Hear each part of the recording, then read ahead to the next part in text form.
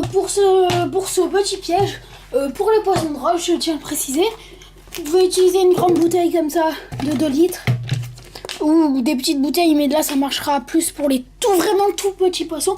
Là c'est pour les poissons de roche genre girelle, roucao et tout ça, voilà. Donc aussi d'un couteau et d'un ciseau. D'accord? Alors, on va commencer la fabrication tout de suite. Donc pour la fabrication, vous allez commencer par prendre votre bouteille et votre couteau. Ah mince, bon après, pas grave, la chaise, de toute façon je n'étais pas assis dessus. Donc à peu près ici, vous allez couper ici. Vous allez couper. Enfin, vous allez faire une entaille. Vous allez faire un trou. Il faut essayer de pas se couper. Faites attention. Si vous vous sentez faites-le avec un adulte. Dès que vous avez fait un petit trou, vous prenez vos ciseaux et vous découpez bien droit.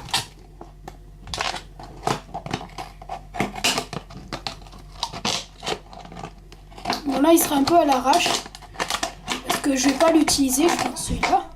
J'en ai pas encore l'utilité. Je vais pas garder un piège en bouteille en plastique pendant 3 mois avant de pouvoir pêcher. Mais je rigole pas 3 mois. Là, j'ai déjà commencé là, à pêcher parce que il y a eu les dorades aussi il y a pas longtemps. Bon voilà.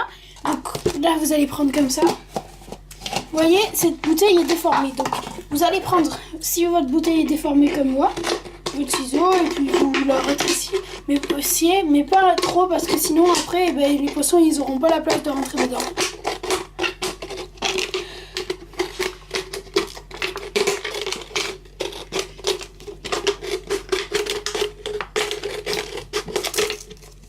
Voilà.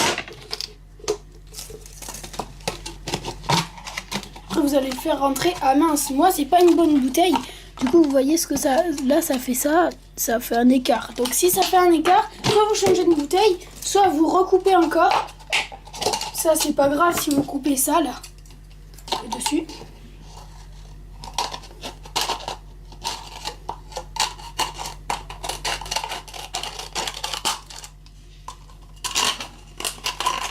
Vous allez peut-être entendre des bruits derrière de fond.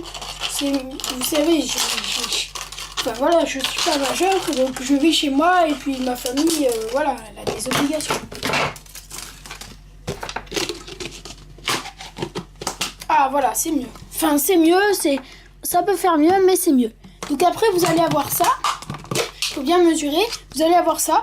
Vous allez le couper, pas le maximum au bout, mais voilà, parce que sinon là, c'est trop petit, les poissons ils rentreront pas dedans.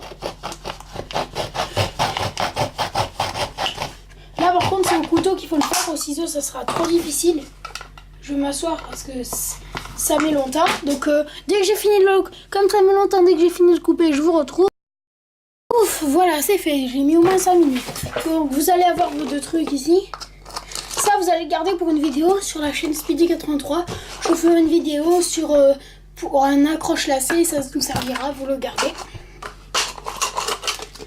Après, vous prenez votre bouteille, vous le mettez comme ça. Là, alors, vous pouvez mettre des poids au fond. Vous pouvez mettre des pierres. Mais vous les accrochez au fond. Que ça fasse bas, blum, blum, blum, blum. Après, vous allez prendre ça. Votre truc. Vous allez mettre des appâts si vous voulez par là. Ou si vous voulez mettre des plus gros, vous les mettez par là. Donc vous le mettez. Je regarde si la caméra c'est pas éteinte. Après là, je vais pas le faire, mais on peut l'accrocher avec du scotch. Le scotch, je sais pas où je l'ai mis. Bon voilà, vous pouvez l'accrocher avec du scotch ici, c'est même mieux pour pas que ça s'en aille. Mais par contre, il faut petit à petit, avant de mettre le scotch, que vous le mettez dans l'eau. Mais c'est un peu bizarre parce que voilà, mais c'est parce qu'en fait après, comme il y a le scotch, l'air il se coince en haut et le truc il flotte. Du coup, ou si vous mettez des poids, il va descendre, mais ça va faire peur aux poissons. Donc voilà, je vous explique un peu le système de piège. C'est une nasse en fait. Après là, vous pouvez l'accrocher avec une corde. C'est une nasse. Vous mettez des moules ou du pain ou ce que vous voulez au fond. Le poisson va venir, il va rentrer, il va pouvoir rentrer, mais de l'autre côté, dans l'autre sens. Ah oui, j'ai oublié une étape importante. vous allez couper. Là en fait vous allez faire des petites rainures, pas très grandes.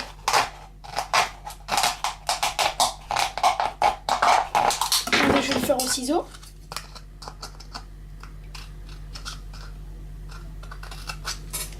Comme ça. Tout le long.